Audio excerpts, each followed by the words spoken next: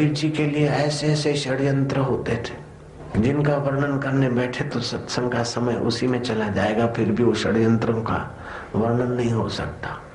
फिर भी ऐसे अनंत की प्रीति वाले महापुरुष ताने सहते हैं, बदनामियां सहते हैं और बदले में अनंत का रस ही देते हैं। नानक जी ने कितना सहा होगा, तू नानक होकर देख पता चले। गुरु तेग बहादुर ने कितना सहा होगा। गोविंद सिंह ने तो अपने दीवार में बच्चे चुमा दिए। दुष्टों ने कोई कमी नहीं रखी, लेकिन महापुरुषों ने अनंत का ही पैगाम दिया। उन महापुरुषों को बार बार पता। इल्जाम लगाने वालों ने इल्जाम लगाए लाख, मगर तेरी सौगात समझकर हम सिर पे उठाए जाते हैं।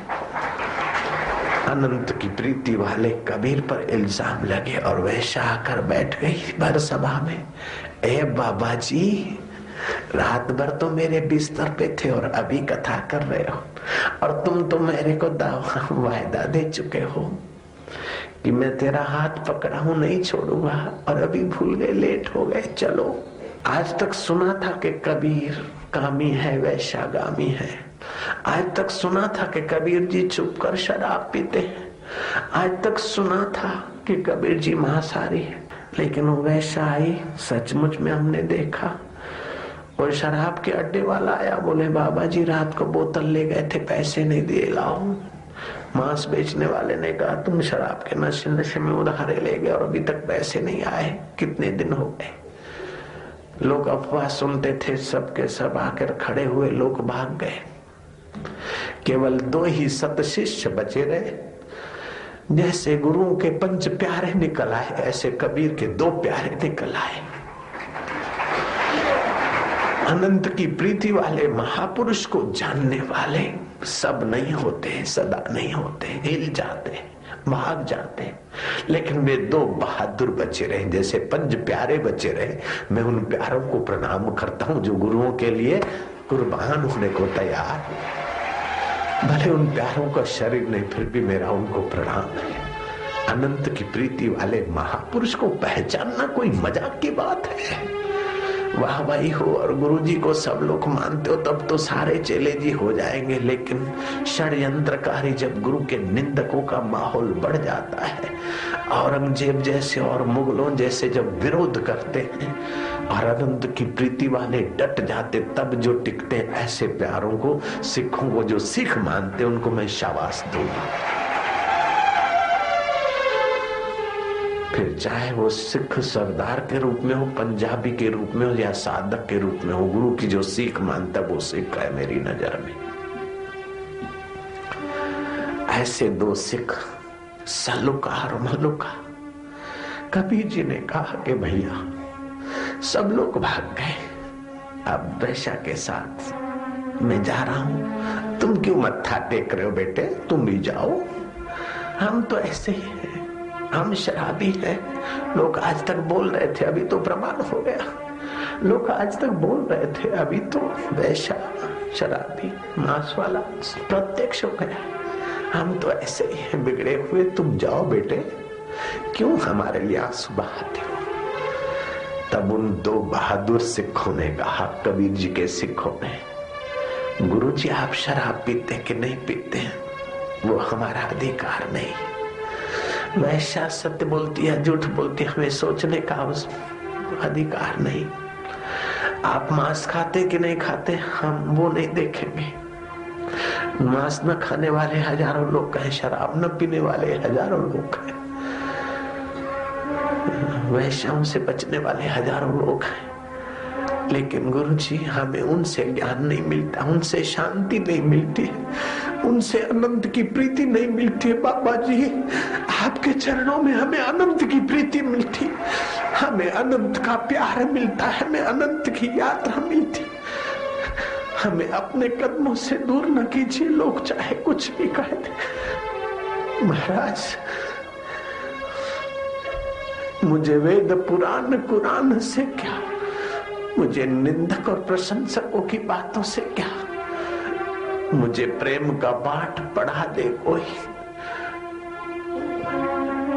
मुझे वेद पुराण कुरान से क्या, मुझे अनंत का पाठ पढ़ा दे कोई। मुझे मंदिर मस्जिद जाना नहीं, मुझे हृदय मंदिर में पहुंचा दे कोई। वो मेरे सामने बैठा है और मैं उनको छूं, मैं छोड़ू, मैं नहीं छोड़ता। सलूका ने भी कहा, मलुका ने भी कहा, कबीर जी बरस पड़े, नजरों से वे निहाल हो जाते जो ब्रह्मज्ञानी की नजरों में आ जाते हैं। अनंत की प्रीति वाले महापुरुष ने निगाह डालते ही उनको अनंत का अनुभव भी करा दिया। मेरे गुरुदेव ने निगाह मात्र से मुझे जो दिया है वो करोड़ों करोड़ों जन्म के करोड़ों करोड़ों पिता नहीं दे सके, करोड़ों करोड़ों जन्म की करोड़ों करोड़ों बेचारी माताएं नहीं दे सकी, और करोड़ों करोड़ों मित्र नहीं दे सके जो मेरे सतगुरु ने निगाह मात्र से मुझे दिए। मैं उनकी कैसे प्रशंसा, मैं उनका आभार कैसे व्यक्त करूं। अनंत की प्रीति वाले का कुछ थोड़ा सोचता तो मेरा दिल मेरे हाथ में नहीं रहता, नहीं थमता है। मेरा भाव ऐसा हो जाता है कि फिर मैं सत्संग करने के काबिल नहीं रहता। इसलिए अनंत की प्रीति वाले महापुरुष जिस वेश में हो, जहां भी हो, चाहे फिर जड़ भरत के रूप में हो, चाहे नानक के रूप में हो, चाहे सुकरात के रूप में हो, चाहे किसी के रूप में हो, उन ब्रह्म ज्ञानियों को बार बार प्रणाम। अनंत के पथिकों को, अनंत के प्रीति वालों को मेरा अनंत अनंत प्रणाम है, और मेरे साधकों का भी अनंत अनंत प्रणाम है कि हे अनंत की प्रीति वाले हैं, मेरे साधकों को भी अनंत की प्रीति में सहयोग करेगा। अंत की प्रीति में तो अनंत जन्म बीत गए, अंत की प्रीति में तो अंत होता चला गया है मेरे साधकों, बच्चों का, बच्चियों का, माताओं का। हे मेरे रब, हे मेरे अनंत की प्रीति के मेरे साथी संतों, आप मेरे साधकों पर भी अपनी कृपा कटाक्ष करना। ये जैसे है तैसे रब तेरे है, तू अनंत की प्रीति दे।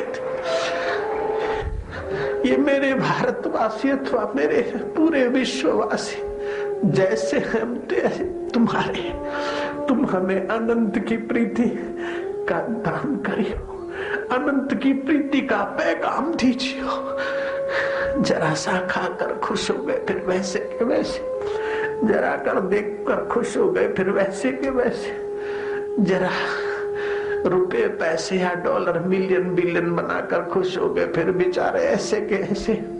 ये अंत की प्रीति में मानव जात का अंत हो रहा है, और मानव जात अनंत की प्रीति करने की योग्यता लेकर आती और बिखर जाती। हे गॉड, हे खुदा, हे भगवान, हे आत्मा, गॉड वाले गॉड को ही कह दो, खुदा वाले खुदा को ही कह दो। मेरे को कोई आपत्ति नहीं, लेकिन मैं सबको प्रार्थना करता हूँ कि उसे सच्चे हृदय से पुकारो कि अल्लाह तू तेरी प्रीति दे। अगर अल्लाह की प्रीति होगा तो हिंदुओं से नफरत कहाँ रहेगी, और भगवान से प्रीति होगी तो मुसलमान से नफरत कहाँ रहेगी, अनंत की प्रीति होगी तो नफरत कहाँ रहेगी। ये तो अंत वाली प्रीति ही नफरत पैदा करती है, स्वार्थी तो नफरत पैदा करता है, नासमझी ही नफरत पैदा करती है, और अनंत की प्रीति पूरी समझ देगी वो तो सबका होता है, महापुरुष सभी के होते। जो जो अनंत की प्रीति होती जाएगी त्यों त्यों राग द्वेष मिटता जाएगा, जो जो अनंत की प्रीति होती जाएगी त्यों त्यों आपका व्यवहार निखरता जाएगा। फिर आप एक शरीर में या एक कुटुंब में या एक जाति में या एक संप्रदाय में बंध नहीं सकते। जैसे ईश्वर सबका है, सूर्य सबका है, जल तत्व सबका है, तेज तत्व सबका है, वायु तत्व सबका है, ऐसे ही आपकी योग्यताएं सबके लिए हो जाएगी, और सब आपके लिए हो तो उनका सौभाग्य है, और गिने गिनाए निंदा करके गौशालक जैसे विरोधी हो तो उनका दुर्भाग्य है। कबीर के और नानक के विरोधी कोई है, निंदक है तो उनका दुर्भाग्य। नानक का क्या बिगड़ा, कबीर का क्या बिगड़ा, जीसस को क्रॉस पे चढ़ाने वाले कौन से नरक में होंगे, लेकिन जीसस का क्या बिगड़ा, बिगड़ने वाले शरीर को खीले लगे थे। सुकरात को जहर दिया गया। सुकरात का क्या बिगड़ा? सुकरात के विघ्न करने वालों का विनाश हुआ, सत्यानाश हुआ। संत का निंदक महा हत्यारा, संत का निंदक परमेश्वर मारा, संत के निंदक की पुजे न आश। नानक संत का निंदक सदा निराश, संत का निंदक बगड़ रूप हो जाई, संत के निंदक को मिले सजाई। क्या क्या लिखा है सुखमनी देख लो, रामायण देख लो। हरि गुरु निंदा सुन ही जो काना, हो वही पाप गौ घात समाना। हरि की और गुरु की कोई निंदा सुने तो गौ हत्या का पाप सुनने वाले को और निंदा करने वाले को तो हजारों हजारों जन्म बेडक की योनियों में और कहीं कहीं नीच योनियों में जाना पड़ता है। हरि गुरु निंदक दादुर हो गई। हरि और गुरु की निंदा करने वाला मेढक होता है। एक बार नहीं, जन्म सहस्त्र नर पावई सोई। ये निंदा कौन करते हैं? अंत की प्रीति वाले करते, अहंकार की प्रीति वाले करते, भोगों की प्रीति वाले करते हैं। अनंत की प्रीति वाले क्यों निंदा करेंगे, क्यों विरोध करेंगे?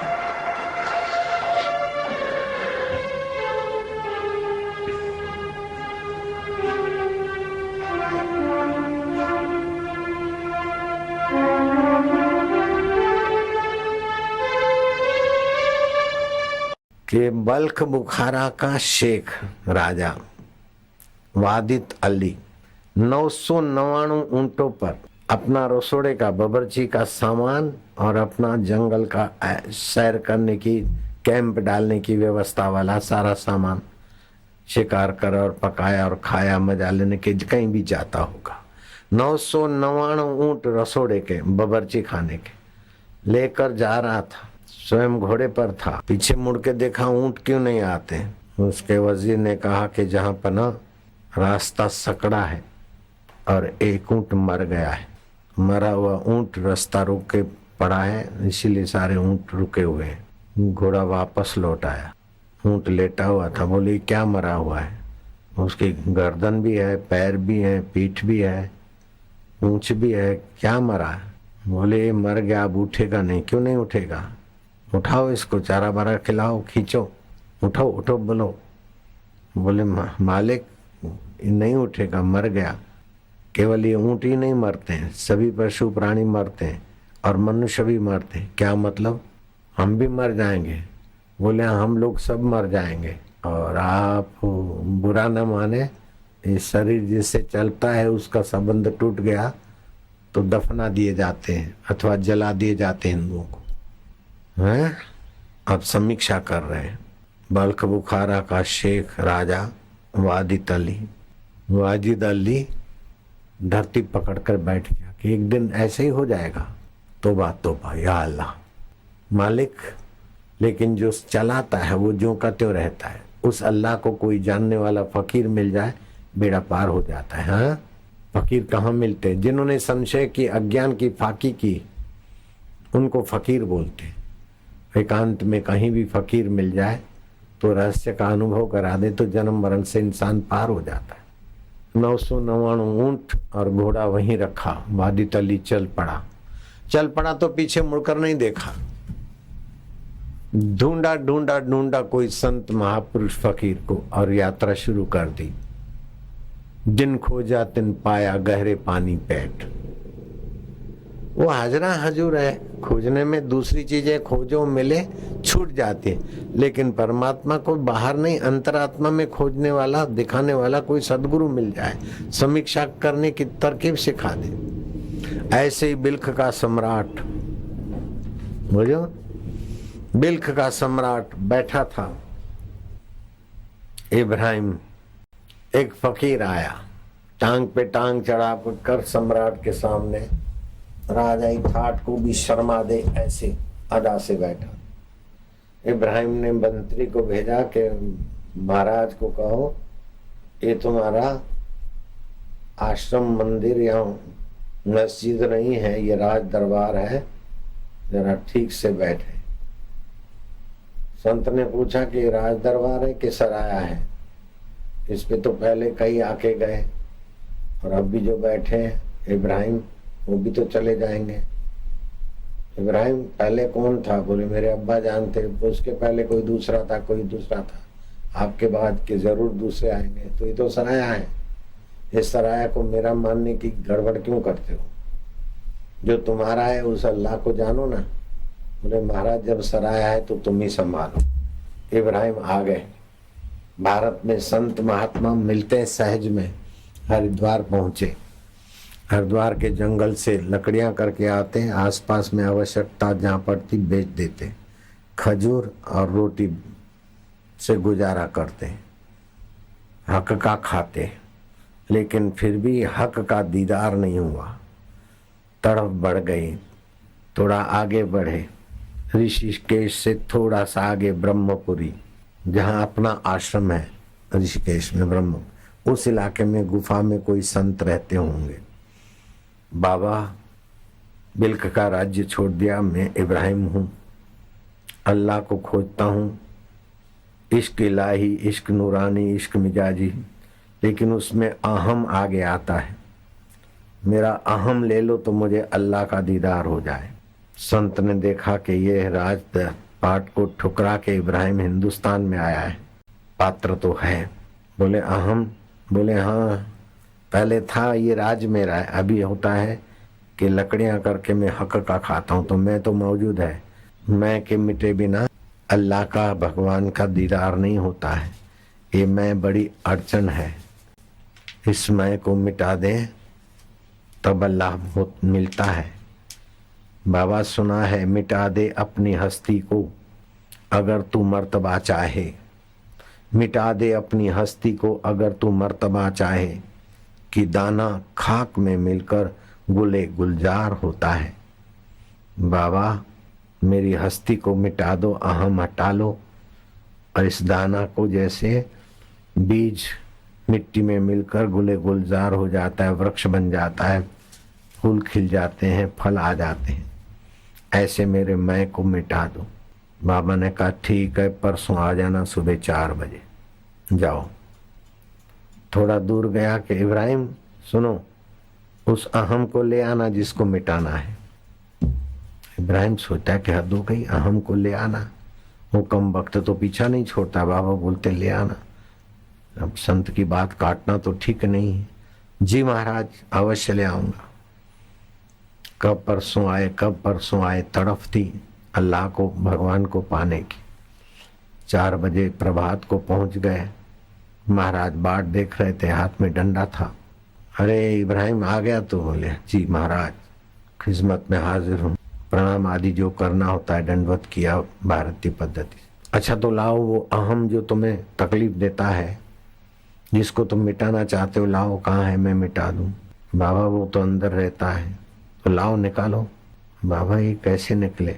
तो फिर बोलता है ना, मिटा दे अपनी हस्ती को अगर तू मर्तबा चाहे, कि दाना खाक में मिलकर गुले गुलजार होता है, तो लाने दाने को।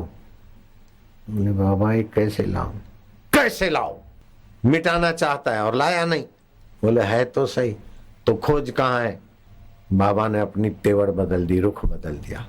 किस वक्त बाबा और भगवान हमारा कैसे कल्याण करे, ये हमारे माप से कुछ निराला है। लगता तो बड़ा कठोर व्यवहार है, लेकिन कठोरता में क्या करुणा छुपी होगी।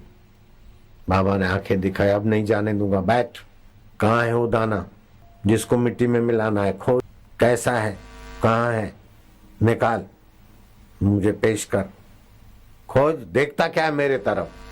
श्वास चल रहा है उसको देख, गिन, और फिर आंखें बंद करके उसको खोज।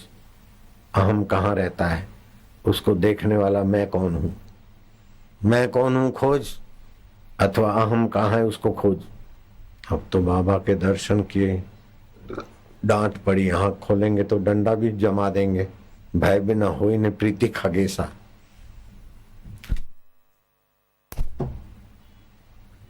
खोजते खोजते खोजते खोजते संत के निवास की चरण रज का माहौल था। जो खोज के बैठे थे उनके संकल्प थे। खोजते खोजते खो गया, जिसको खोजता था सुबह होते होते वो वही हो गया। चेहरे पर जो चमक, प्रसन्नता। इब्राहिम आँख खोली, महाराज के चरणों में लेट गया। उठो, कहाँ है वो दाना जिसे खाक में मिलाना है? बोले बाबा नहीं खोजा था तो वही सता रहा था, और खोजा तो उसकी हस्ती ही नहीं है। बाबा ने समझाया, आंख देखती है और बोलता मैं देखता हूँ, ये मिथ्या अहम है। कान सुनते हैं, बोलता है मैं सुनता हूँ। मन सोचता है, बोले मैं सोचता हूँ। बुद्धि निर्णय करती, बोले मैं करता हूँ। जैसे प्याज की परतें ठोस प्याज बन जाती, केले के थड़ की परतें ठोस केले का थड़ बन जाती, ऐसे ये कल्पना ही अहम बन जाती, और उनको खोजो तो कल्पना हट जाती है, अहम गायब। समीक्षा करो, अल्लाह तो अपना आत्मा है। समीक्षा करो, प्रभु तो अपना आत्मा है। सो साहेब सदा हजूरे, अंधा जानत ताको दूरे। बाबा लाखों जन्मों के माता पिता और मित्र सहेल सखा नहीं दे पाए, वो आपकी रहमत ने हमें जो दिया है। बाबा ने कहा तुम्हारा हमारा संवाद भी कोई सुनेगा समझेगा तो कई भटकानों से बच जाएगा।